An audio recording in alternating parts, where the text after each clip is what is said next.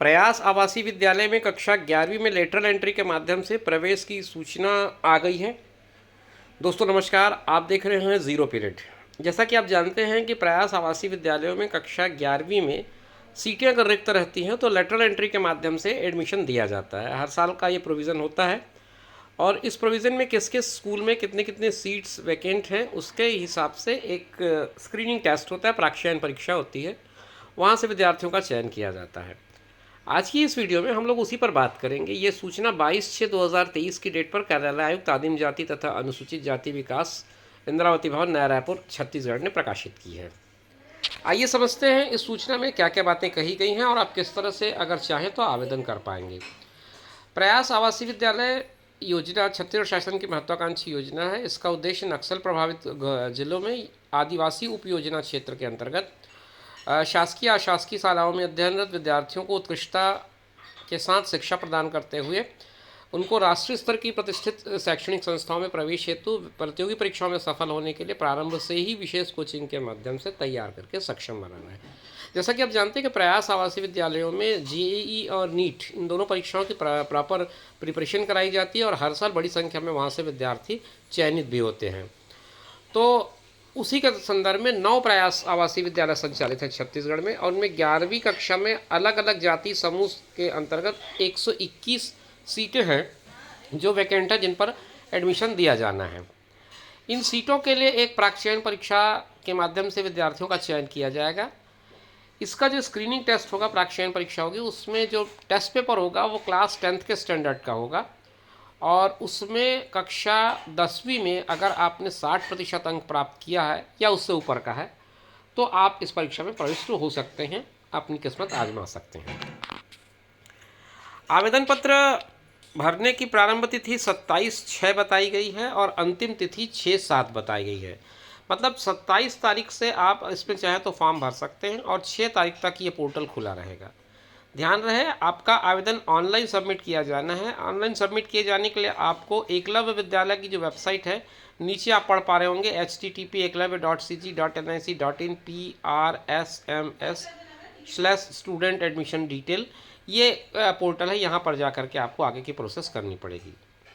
तो मैंने बताया 27 तारीख से ये प्रोसेस स्टार्ट होगा और 6 तारीख तक आप इस पर अप्लाई कर पाएंगे। 7, 8 और 9 ये 3 डेट ऐसे होंगे जहाँ पर आप अपने एप्लीकेशन फॉर्म में अगर कोई एरर रह गया, कोई त्रुटि रह गई हो तो उसे आप सुधार पाएंगे।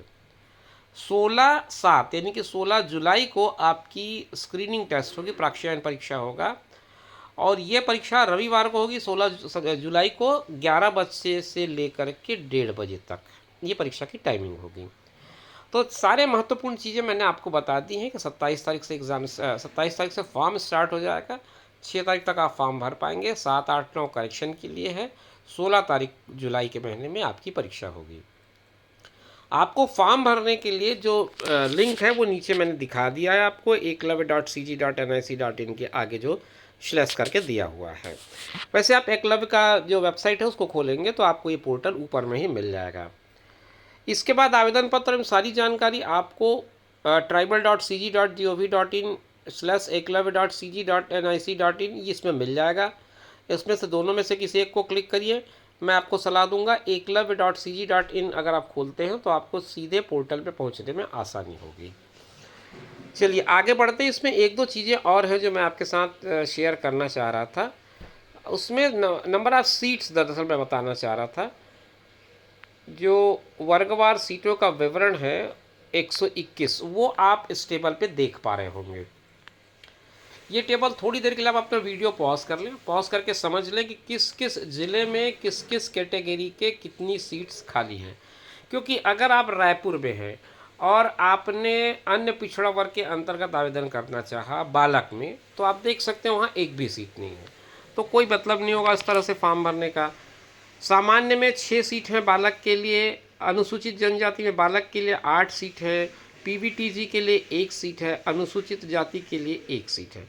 तो इस तरह से इस चार्ट का अवलोकन कर लें और अगर आपकी कैटेगरी में कोई सीट दिख रही है तब आप उस ज़िले में या उस विद्यालय के लिए अप्लाई करें, अन्यथा अनावश्यक रूप से आप फॉर्म भरेंगे और तनाव में रहेंगे। जैसे अनुसूचित जनजाति कन्या का जो कॉलम है वो बिलासपुर, सरगुजा, दुर्ग बस्तर, कांकेर और फिर जसपुर, इनमें खाली दिख रहा है मुझे।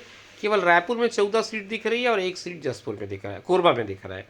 तो आवेदन करते समय इन बातों का ध्यान रखें।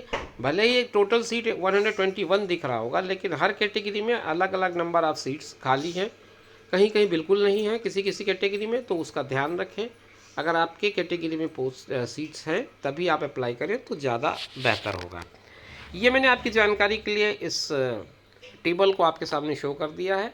उम्मीद करता हूँ कि अब आप मेरी बात समझ गए होंगे। और इसमें बहुत सारी बातें हैं जो आपको पढ़नी चाहिए, तो इस पीडीएफ को डाउनलोड कर लें। इसका लिंक मैं डिस्क्रिप्शन बॉक्स में आपको दे रहा हूँ, वहाँ से आप इसको डाउनलोड कर लें। डाउनलोड करके प्रिंट ले लें अगर बेहतर लगता हो तो, और प्रिंट लेके आप उसको पूरा डिटेल में समझ लें। तो ये एक इन्फॉर्मेटिव वीडियो थी आप लोगों के लिए जो 11th क्लास में प्रयास आवासीय विद्यालय में प्रवेश लेने के इच्छुक हैं। इसी तरह के इन्फॉर्मेटिव वीडियोस के लिए आप हमारे चैनल पर बने रहिए।